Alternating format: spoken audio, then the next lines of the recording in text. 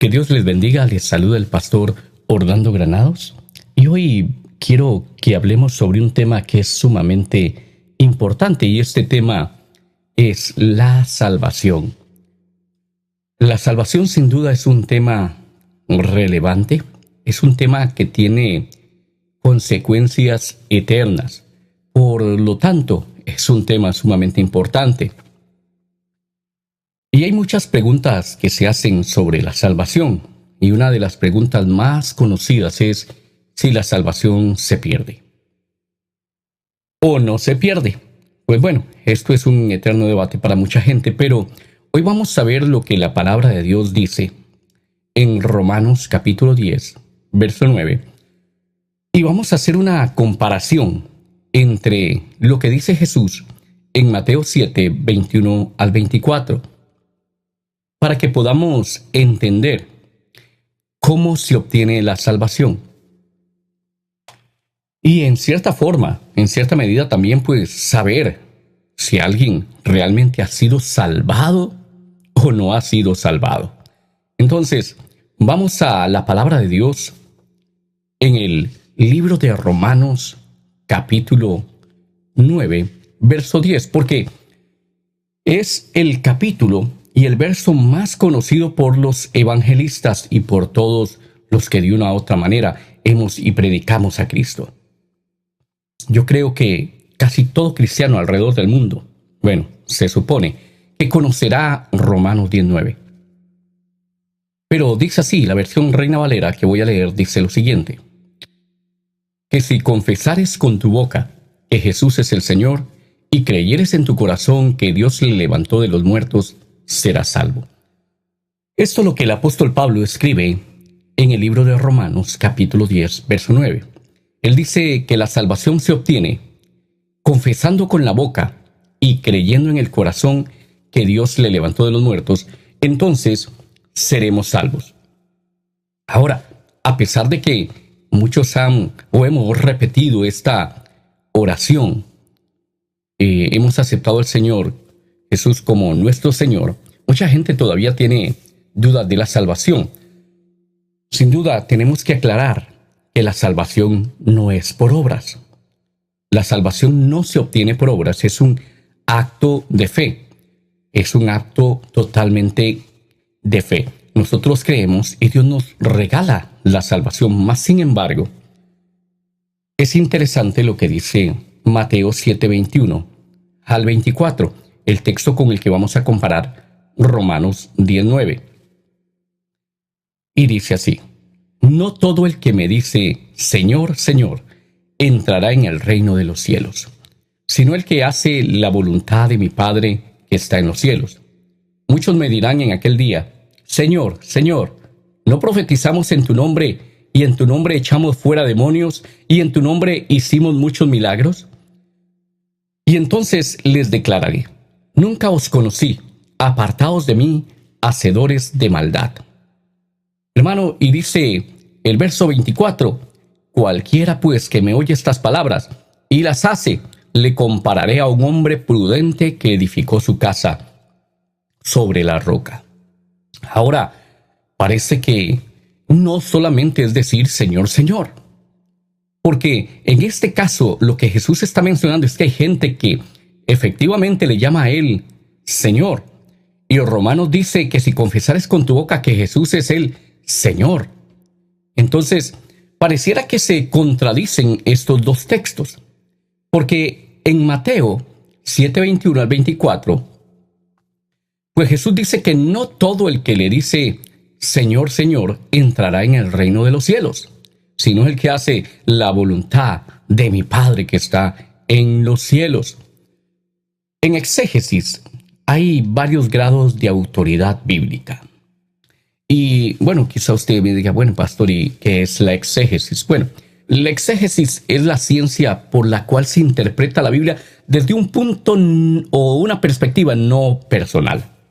Porque hay mucha gente que quiere interpretar los textos desde una perspectiva personal. Entonces lo que hace es torcer los textos. En este caso, la exégesis se apega a la literalidad. Por ejemplo, hay una diferencia con lo que sería la hermenéutica. La hermenéutica más bien se apega al significado espiritual del texto. En este caso, la exégesis se apega a la literalidad del texto. Entonces, en exégesis, lo que diga Jesús es mayor que lo que diga Pablo. Aunque Pablo también hable palabra de Dios. Fíjese qué interesante, pero lo que Jesús dijo siempre va a tener preeminencia en todo. En todo. Lo que Jesús haya dicho siempre está sobre lo que otro haya dicho. Así sea palabra de Dios, sea inspirado por Dios, en el caso del apóstol Pablo. Pero las palabras de Jesús siempre son las que tienen mayor autoridad y son la máxima autoridad al final del día. Entonces, en exégesis, repito que lo que Jesús diga se entiende que tiene mayor autoridad que lo que Pablo diga, que lo que Pedro diga y lo que Juan y cualquier otro digan, aunque hayan sido inspirados por el Espíritu Santo a escribir o hablar lo que dijeron.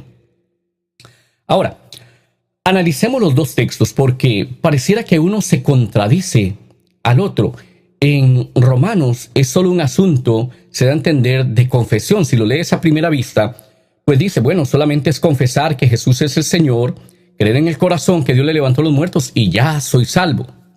A simple vista, esto es lo que deja ver. Desde luego que vuelvo a aclarar y reitero que la salvación no es por obras, porque no quiero que se malinterprete lo que voy a decir. La salvación se obtiene por la fe, mas sin embargo vamos a ver el resultado de la salvación, que eso es lo que nos interesa para hacer la comparación con Mateo 7:21 y entender por qué Jesús dice esto y por qué Pablo dice aquello. Pero entendiendo que las palabras de Jesús son la máxima autoridad, tenemos que saber que en todo caso no solamente es decir Señor. Algunos dicen Señor de una forma, otros dicen Señor de otra forma. Entonces, analicemos los dos textos. Por ejemplo, Romanos capítulo 10, verso 9, dice que la salvación se obtiene por la confesión de la fe en Cristo Jesús. Esto es lo que Romanos dice. Desde el punto de vista de Pablo, podríamos decir en el libro de Romanos, capítulo 10, verso 9, una vez que la persona confiesa a Jesús, el hombre alcanza la salvación, diríamos, por la gracia de Dios. Y desde luego que la salvación es por la gracia. En esto estamos totalmente de acuerdo. Y usted tiene que saber que la salvación que usted y yo tenemos es totalmente por gracia. ¿Ok? La salvación es por gracia. No hay nada que yo pueda hacer para ser salvo. Eso estamos claros y quiero rectificar, no rectificar, sino que quiero más bien reafirmar eso. La salvación es por gracia y usted y yo no podemos hacer nada para alcanzar la salvación. Lo único que podemos hacer es creer en Jesús. Pero las palabras de Jesús en Mateo 7, hermano, parecen contradecir estas palabras de Pablo en Romanos 10. Sabemos que Jesús lo hizo todo por nosotros. Eso lo sabemos y gracias a Dios por ello, porque nosotros no podíamos pagar ese precio. Éramos gente pecadora en nuestros delitos y pecados. Dice la palabra en Romanos que todo hombre ha pecado y todo hombre está destituido de la gloria de Dios.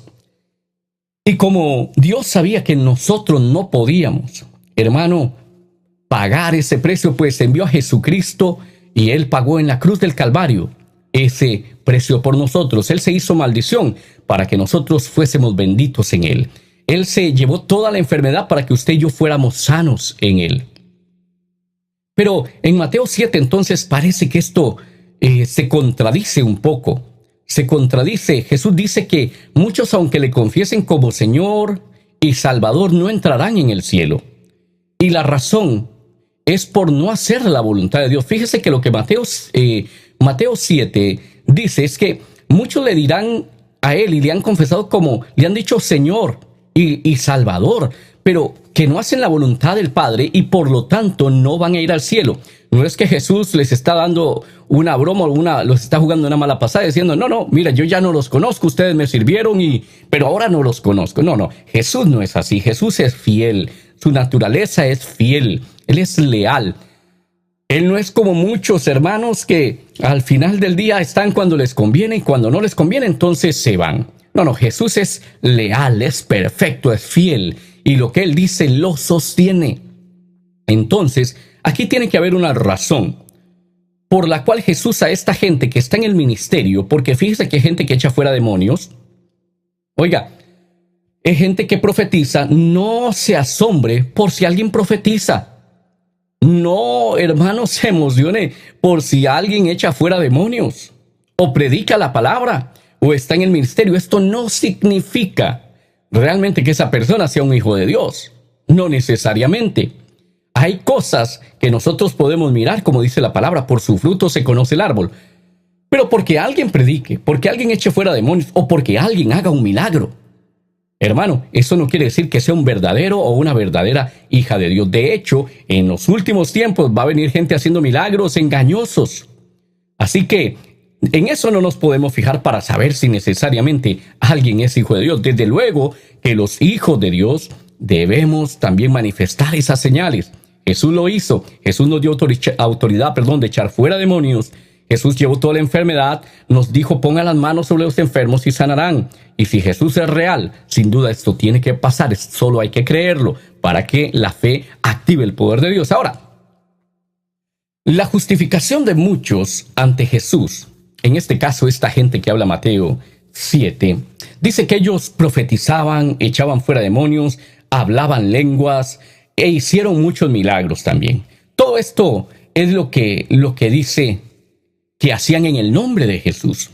Lo que ellos hacían, dicen que lo hacían en el nombre de Jesús, pero la pregunta es, ¿lo harían para Jesús? Dice que lo hacían en el nombre de Jesús, pero ¿lo harían para Jesús? Porque quizá este es el gran problema. Si uno cree que porque echa fuera demonios o profetiza, es un creyente verdadero, hermano, y al morir se lleva semejante sorpresa. Oiga, esto no es un asunto para jugar. Esto no es un asunto, como dije yo un día de estos, es que no estamos hablando de plátanos ni de mangos. Estamos hablando de almas, que lo que nosotros prediquemos, hermano, lo que nosotros enseñemos tiene un efecto eterno. Puede tener un efecto eterno y puede ser bueno si se predica correctamente y se enseña la palabra correctamente, o puede ser terrible. Hermano, sería una tragedia que alguno llegase al cielo al morir, pues pensara que va al cielo y de repente se encuentra entre las llamas del infierno. Qué cosa más terrible, porque ahí no hay vuelta atrás. Ahí no hay vuelta atrás. Para serle honesto, hermano, yo no sé y no entiendo por qué muchos se quieren hacer pastores y maestros. La palabra de Dios dice que el que se hace maestro, mayor condenación puede recibir. Realmente Santiago 3 lo dice de esta forma: hermanos míos, no os hagáis maestros muchos de vosotros, sabiendo que recibiremos mayor condenación. Ahora, ¿por qué Santiago dice esto? Porque, hermanos, ser pastor o ser maestro, ser un líder creyente, un ministro de Dios, un pastor, un maestro, un apóstol, un siervo de Dios, es una gran responsabilidad, porque Dios ha puesto, hermano, a nuestro cuidado, por decirlo de esta forma, almas. Las almas por las cuales Él dio su vida. Fíjese que un alma es lo más preciado y lo más valorado que existe en el universo. Es tanto así que el único que podía pagar el precio fue Jesús. Hermano, no estamos hablando de un ser creado, estamos hablando de Dios, que Dios mismo se hizo hombre, porque Él era el único que podía pagar el precio para nuestra redención, para nuestra salvación. Entonces, el alma de un hombre es, hermano, lo más valioso para Dios. Entonces, como usted y yo somos lo más valioso para Dios, Dios no lo va a poner en cualquier mano, porque Dios sabe que el ser humano puede coger caminos que no son correctos, y en medio de ese liderazgo torcido, pues puede llevar al infierno a muchos. ¿Se imagina? Algo por lo cual fue pagado un tan alto precio, ponerlo en manos de cualquiera. Por eso Santiago dice, hermanos, quítese en ese gusanillo de todo el mundo querer ser pastores y maestros. Y deben saber que si lo deciden hacer así, ustedes van a llevar mayor condenación. Mayor condenación porque no se juega con las almas. Es lo que Dios está realmente también recalcándonos. Nosotros no podemos jugar con las almas. Tenemos que procurar, con la ayuda del Espíritu Santo, enseñar las Escrituras correctamente. Este es un asunto muy serio y por eso realmente a mí me asusta saber la responsabilidad que yo tengo delante de Dios y delante de su iglesia. De enseñarles, hermanos, las Escrituras correctamente, sin error alguno. Oiga, si Dios no me hubiera escogido para este trabajo, les soy muy honesto, yo no hubiera tomado esta posición pastoral por nada del mundo. Por nada del mundo. Es demasiada responsabilidad, hermano, el ser un ministro de Dios, el ser pastor. Y yo le aseguro que yo no hubiera tomado esta responsabilidad por nada del mundo. De hecho, tengo que ser honesto con ustedes. Yo no quería ser pastor. Lo que menos yo quería ser era pastor. Yo sé que es una gran responsabilidad esto, pero Dios me llamó a esta labor. Y como Él me llamó, Él es el jefe, Él es el Señor, de lo que vamos a hablar ahora. Y por lo tanto, pues, aquí estamos haciendo la obra de Dios. Pero, como dijo el apóstol Pablo, estamos con temor y temblor, porque sabemos que es una gran responsabilidad. Entonces, yo, como les digo, si Dios no me hubiese llamado, yo no hubiera tomado este trabajo de ser un pastor. Por eso yo no entiendo a muchos que se quieren hacer maestros y guías y pastores, sin que Dios les haya llamado. No entiendo esto porque, hermano, esto es una labor sumamente delicada. Y dice Santiago que mayor condenación se puede recibir. Se puede recibir por enseñar algo malo, incorrecto. Y en este caso, simplemente cuando vamos a Mateo capítulo 7, nos damos cuenta que aquí hay gente que sí efectivamente se había, pues diría yo, autollamado. O simplemente hacía el ministerio porque quiso hacer el ministerio. Porque un día le salió quizá un gusanillo de deseo de envidia o de deseo de ser tenido por alguien más importante según su manera de pensar, o por otros por el deseo de tener algún beneficio financiero, y comenzaron a hacer el ministerio. Y efectivamente echaban fuera demonios y hacían milagros. Pero había algo que era un problema en esta gente, a tal punto que cuando ellos parten de esta tierra, mueren, no son recibidos en el cielo, sino que son enviados al infierno. ¿Qué cuidado hay que tener, hermano, cuando uno hace las cosas? Como decía yo hace unos días, ¿por qué lo hago? ¿Por qué lo hago? Es una pregunta muy, muy importante. Ahora, en Mateo 7, estas personas estaban seguras de su salvación. Ellos se creían ministros de Cristo, pero por alguna razón, dice Jesús que Él no les conocía. Pero estas personas estaban seguros y seguras que eran ministros del Señor Jesucristo. Pero Jesús dice, yo no les conozco. Y con Dios no se puede, hermano, meterle cuento. Dios conoce todas las cosas, y que Dios diga que no conoce a alguien, eso es cosa seria.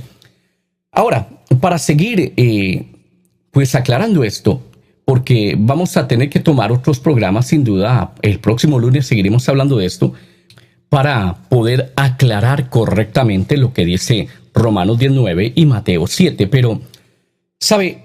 Hace muchos años, no se me olvida una experiencia que tuve, porque le hice una pregunta a Dios, y esta pregunta a Dios era, Señor, ¿por qué los creyentes dicen que lo que hacen, lo hacen de parte tuya, pero lo que causan son chismes, divisiones y dolor en el cuerpo? Hermano, yo le decía, Señor, ¿por qué ellos dicen que están guiados por ti, Señor? Porque con esas palabras confunden a otros, y otros tienen temor de juzgar porque no conocen la palabra.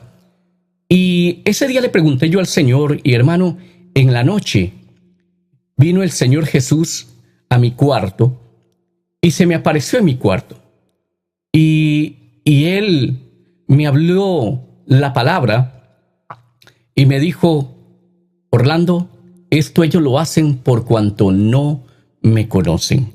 Eso fue lo que el Señor Jesús me dijo a mí en esa pues visitación que tuve de él en mi cuarto ese día que le pregunté al Señor, y él me dijo: esto es porque no me conocen. Porque no me conocen. Y esa fue la respuesta que el Señor Jesús me dio. Ahora hay mucha gente que hace muchas cosas creyendo que es la voluntad de Dios, pero como no le conocen, no saben qué es la voluntad de Dios. Y es que cuando usted conoce a Jesús, entonces todo lo que usted hace calza con la palabra de Dios y no hay contradicción en usted. Se me fue el tiempo, pero el lunes, como les digo, seguiremos hablando de este tema y aclararemos lo que dice Romanos 10:9 y lo que dice Mateo 7:21. Que Dios les bendiga.